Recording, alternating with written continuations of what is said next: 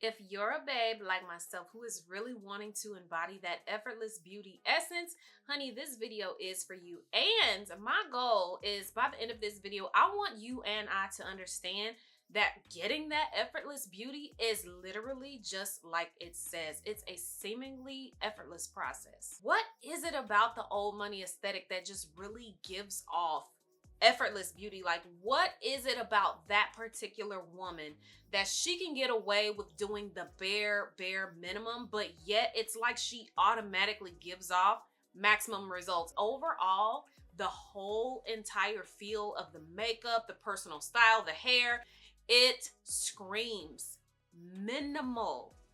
But how is it that that simple look, clean look, can give off such a maximum result? I really sat back and thought about this, and there's two things that really stood out to me about that particular aesthetic or that woman who has that effortless beauty: value and tenacity. Now, obviously, this type of woman is definitely dripping in confidence. Like, you're definitely not going to give effortless beauty unless you have the confidence to back it up. But not only is it about dripping in that confidence, but you have to know your value. It's about knowing your personal value, but it's also about being conscious enough at all times to make sure that whatever is coming into your space, whatever is being fed into your mental, you're conscious enough to catch it in time, because if it's not serving you purpose and it's not adding value to your life, you're quickly able to block it off. And that second one that I said was tenacity. And I chose tenacity because if you look at this particular type of woman, this is a woman who holds firmly to maintaining those core values that she has for herself. And on top of that, you're able to repel the ideas that you have to do and be as everyone else. It's that effortless beauty and understanding what that truly means that is going to help you to not overconsume in our society as it is right now. So I am so grateful that you guys clicked on today's video. Thank you so much for being here. If you really enjoy conversations about femininity, self-growth, personal development, like really diving deeper into the self-care, then this is definitely the channel for you. I want you to hit that subscribe button, but I don't want you to hit it until we pass the vibe check, okay? I don't want you to just click it just because you first clicked on this video and it's probably 3 minutes in by this point. I want you to wait till midway, wait till the end, but I want to pass your vibe check. So if we're vibing, then definitely hit that subscribe button. Let's go ahead and jump into these 10 beauty habits that I want to go over today that I think are definitely going to help you with not over consuming in today's society. So the 10 beauty habits that I have are habits that are going to really keep us focused and connected to that personal core value that we want to focus on. Remember, I said it's all about knowing what your personal values are. And I also want you to keep in mind that not all of these are beauty related when it comes to like a physical aspect. Some of these are going to be like, for example, I might give you a financial tip, but that financial tip is going to help in the beauty of your life. Remember, this is not just about being physically beautiful, but it's about creating beauty in your overall life. So I just want you to keep that in mind before we jump in. Habit number 1 is going to be intentional purchases. I want you guys to put a focus on being extremely intentional when it comes to the things that you're actually purchasing. This is going to be an excellent time to keep track of your shopping habits. And this is going to be a really good time for you to do a refresh to your budget. Sometimes we just need to restart. We need that fresh start to get us back on track. Making a budget and actually sticking to it is going to help you. But keep in mind, you're going to make a budget based off of your core values. So I'll give you guys this example. We all know the Stanley Cup thing is just such a popular, I don't even know what to call it. It's just super popular right now. Do you really need a $45 cup right now? Is that going to overall help your core values? Is that going to work within your budget? And $45, most of us should be able to spend fairly easily. But is it necessary? Intentional purchases will definitely make you reflect back and ask yourself, where is my value at? Am I holding my value and trying to keep up with the Joneses and buying everything that I see everybody else with? Or Is my priority and my value on staying on my self-growth path? These are things that you want to ask yourself. Purchasing items with intentionality definitely obviously is going to aid in keeping your stress levels low. You'll stay within your budget. Your finances will be in order. But it's also going to make sure that you stay with that individuality and that uniqueness about yourself. Again, we live in a world where we're told to consume. Like, that just is what it is. That's how it's been from the dawn of day, and that's how it will be until the end of days. We are pushed to consume, but we need to put restraints in place so that we do not continue to exceed. When you're exceeding your finances, this causes an overall strain and it starts to trickle in other areas. This was one of the ones that I said is kind of like a financial tip, but when you think about it, yes, you're going to limit the actual spend on the beauty products, but you are going to create beauty in your life. Beauty comes in all forms. Beauty looks like peace. Beauty looks like being in a stress-free environment. Beauty looks like having boundaries and boundaries with your space. Intentional purchases is definitely going to give you that beauty in your life. Habit number 2 is going to be to limit your commitments. Now, in this aspect, I'm talking about your personal internal commitments that you have. A lot of us will make internal commitments that don't necessarily align with our core values that we have in place. I'll give you guys an example of something that I just made the mistake of doing here recently, but I did make an internal commitment because I decided to binge watch Scandal with my best friend. Now, we all know Scandal is 7 seasons long, and each of those seasons has like 18 to 20 something episodes. And here's the problem. When I get locked into something, I am locked in, and I have not been able to peel myself away from watching this show. Now, that's an internal commitment that I had. I had an internal commitment to watching this series until the finish. Is this helping my core values? It's taking away from my time that I can be investing in myself. I could have spent that time listening to self-growth podcasts. I could have spent that time journaling. I could have spent that time crafting a new mood board on my Pinterest because I am coming into my minimalist style, and maybe I want to focus on finding shops that match my personal style. So I could have filled my space and my time with plenty of other things. Now, again, sometimes we do need that brain break. I'm not telling you don't watch TV at all, but what I'm saying is I knew I made a commitment to something that was going to take up a lot of my time. And because I know myself, and I know once I sit down and start watching something, like I said, it's hard for me to pull away. But I have to be careful about the commitments that I'm making internally as well as externally. Let's look at this from another perspective real quick. Maybe you have unconsciously made a commitment, because sometimes we will do things unconsciously and not really realize it. But maybe you've unconsciously made a commitment to being a person who is always readily available. But you're at your core values are telling you that you're somebody who spends their time protecting their peace and protecting their space. Do you see the conflict here? Like, you're unconsciously making a commitment to something that goes against your core values. So only make commitments that are going to enhance your value. And honestly, when we think effortless, and effortless beauty has boundaries, and this is where you're going to create your boundaries. So I know habit 2 isn't related to overconsuming, but it's definitely related to paying attention to those personal core values that we talked about at the beginning. Habit number 3 is quality over quantity without duplicating. You don't need 5 different foundations. You don't need 10 different concealers. You don't need 23 different lipsticks and 4 different eyeshadow palettes.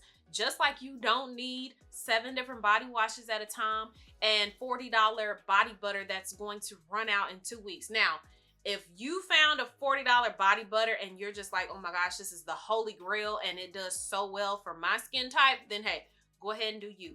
All I want you guys to understand is that it's excessive. That's a lot of product that's just sitting. And I don't know, if you're like me, I have this thing in my mind where I'm like, if it sits on the shelf too long, I don't even know if I want to use it anymore, because the quality starts to deteriorate over time. To me personally, like, I don't know the exact shelf life of makeup. I think they say like 6 months to a year. But if you look at some of your makeup right now that's been sitting, you definitely can start to see the quality change over time. Just like with skincare products, body care products, the consistency of those products start changing when they've been sitting. When I buy something, I want to buy it and I want to immediately use it, especially within, maybe 3 to 6 months. But I definitely try not to use stuff over and above that. When it comes to quality, this is going to be different for everybody. So if you find that Dove is your favorite and that's top quality to you, then buy that. I think their body washes are what, like $8.99 or something on the shelf at Target. My personal favorite is Saltaire, and I love Natrium. Well, the price tag on those, Saltaire is like $12.99, and I think Natrium is $15.99. But I only buy one at a time. There have been times where I bought two, not gonna lie, and it just sat. Like, now granted, I had the option of using one body wash one day and another the next day, but it's like, what's the point? If you really want to have a rotation of products, try getting a body wash, a body scrub. Maybe you're going for a scent theme or a color theme. Get one body wash, one body scrub or exfoliating scrub, and just do sets at a time. I double cleanse. I use a turmeric bar. So my rotation would be my turmeric bar, and then I have my Natrium soap, and then I have my exfoliating body scrub, and then I have a different kind of exfoliating body scrub for the days that I shave my legs. I like using the First Aid Beauty one. So again, I've created it now to where I have one set of products at one time. I don't have like 4 different bottles of Natrium. That would be a waste of money when I can just spend $15.99 getting one bottle and that's it. A lot of this kind of stems from being content creators. A lot of us are content creators, and there's absolutely nothing wrong with that. But sometimes I feel like there's this pressure to have all of these different products to be able to show on your content, and it's unnecessary. Like, I've literally seen videos where I've seen girls show their shower scene, like, their body care routine, and they have like literally 4 different body washes in the shower. Like, that, to me, it's unnecessary, and it screams spending money when I didn't have to. You don't have to lose the quality. Like, if you like buying concealers from Sephora versus buying drugstore type concealers, there's nothing wrong with that. All I'm saying is learn to purchase without being excessive and duplicating certain products. Now, if you're like me, I use 2 different concealers when I do my makeup. I use a highlighting one and I use a darker one. 2 is my max. I don't need this concealer from this brand, this concealer from this brand, but they're the same color. Like, it's unnecessary. Like I said, unless you create makeup content full time, then you're probably going to show different products and different brands. That's okay. But to the regular person, we don't need all of that. We can save our coins and put them back into our savings account versus needing to go out and spend it. Habit number 4 is we are going to create a capsule wardrobe. So if you have not heard of what a capsule wardrobe is, it's basically getting the basics. And with those basics, you can interchange these pieces however many times and create so many different looks off of them. So let's say you had 2 sets of 2 trouser pants, you had 2 different jeans, you had 1 pair of tennis shoes, 1 pair of maybe like a, I don't know, a slingback kitten heel, or maybe a pair of flats or something, 1 pair of boots, and then maybe you had 2 solid shirts, a button down, a sweater, and a skirt. That's 10 items, right? So out of those 10 items, you're able to create 40 to 50 different looks. So it's about keeping the amount of money that you're spending like a little on the lower scale. You don't have to spend much to get these 10 pieces. It's about creating looks out of very minimal pieces. This is going to stop you from feeling like you have to spend money on clothing all the time. That was something that I actually adopted into my wardrobe, and now I feel like I always have stuff to wear, because before, when I would shop for items, I would look for more statement pieces without even realizing it. Once I started paying attention to covering all of my neutral items, my blacks, my nudes, my grays, my whites, I was like, okay, now I feel like I have multiple things to wear. I can change these pieces up and wear them several times. And then at that point, if I want to add in a pop of color or do like a statement blouse or something like that, I can add that in, but then I can still pair it with a pair of jeans, a skirt, or, you know, a pair of shoes or pumps or tennis shoes. Like, you see where I'm going with it. You can still interchange it once you have that capsule wardrobe in place. So like I said, this is a great way to refresh your closet, especially if you're somebody who wants to change up your style. Maybe you are going for that old money aesthetic, or you're going for a minimalist type babe. You can refresh your closet without having to spend a whole bunch of money at one time. Habit number 5 is to practice minimal makeup techniques. So like I told you guys earlier, this, even for like somebody who's trying to give off that effortless look, this would be a lot. Like, this is still a full face. I'm still sculpted, I'm still bronzed and all of that. So this might be extensive for the person who is really just trying to do simple minimal makeup. So when I say practice simple minimal makeup, I'm talking, again, like I mentioned earlier, the clean girl makeup look. That's a really good example. And if you are not familiar with that look, I've got videos. There's probably a million videos on the clean girl makeup look. So definitely go to YouTube and check out some of the other videos that are out there. But it's just a way to create a very clean, natural, super natural look for an everyday look. If you're somebody who doesn't necessarily like foundation, this would be a great time for you to pick up a really good skin tint, skin moisturizer that's got the colored tint to it with the SPF. This is a great time to do something like that. It's going to give you a super polished look. And you guys know I love the poison polish thing. That is my, like, if I had to coin a phrase on my page, that is what I'm living by. Poised and polished.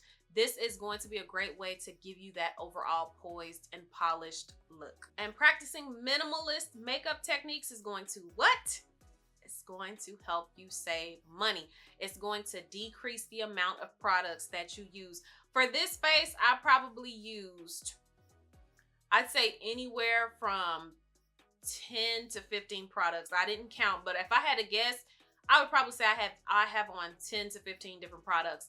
If you're somebody who's really going for that very simple, everyday, like very minimalist type look, you could probably easily get away with having a total of 5 to 7 products. You're going to save a lot of money that way. Now, let's say you don't want to go for the super minimalist look and you do want to create something like what I have on today. Just start looking at exactly what products you use on the day-to-day. Like, I have probably 3 or 4 different eyeshadow palettes in there that I don't even touch because I personally don't really care for eyeshadow like that. If I wear it, it's going to be in the nude family, browns only. But start looking at the products that you actually use on the day-to-day and price it out, and then just try to stick within that budget. Number 6 on the list is going to be to prioritize healthy skin, okay? It's always going to be healthy skin over makeup. Healthy skin over makeup. All times. You want to become an effortless beauty? You definitely have to prioritize your skin. If you want to stop over consuming in our beauty industry, you still have to take care of your skin, because that way you're going to definitely decrease the amount of products that you need. Let's get something understood right now. Having healthy skin does not require you to go out and spend $200 or $300 at a time. A good facial wash, a good toner, a good moisturizer, and a good light oil to lock and seal that moisture into your face is literally all you need to get started with a skincare regimen. Or maybe you're somebody who likes to do a lot of natural products. I've seen people do the rice water spray for their face, and I have seen some pretty amazing results with that trend as well. But I've seen people do that. I've seen people use aloe vera. I personally use aloe vera on my face to hydrate, to, you know, clean like little cuts and marks on my face after I dermaplane my face. I use aloe vera gel. You guys have seen me, if you follow me on TikTok, I do my baking soda mask. I do my turmeric mask. I do my deep clay Indian mask. So these are optional ways, natural ways that you can use to prioritize skin health that do not require a whole lot of money. It's your skincare regimen that allows you to keep your youthful appearance. It's not the makeup. The makeup actually ages you, okay? So keep that in mind, to always prioritize your skin health over and above everything else. Habit number 7 is going to be to prioritize free self-care. Now, free self-care is obviously going to keep you from over consuming, but it is also going to, again, speak to those core values that you have, those personal values that you are trying to amplify.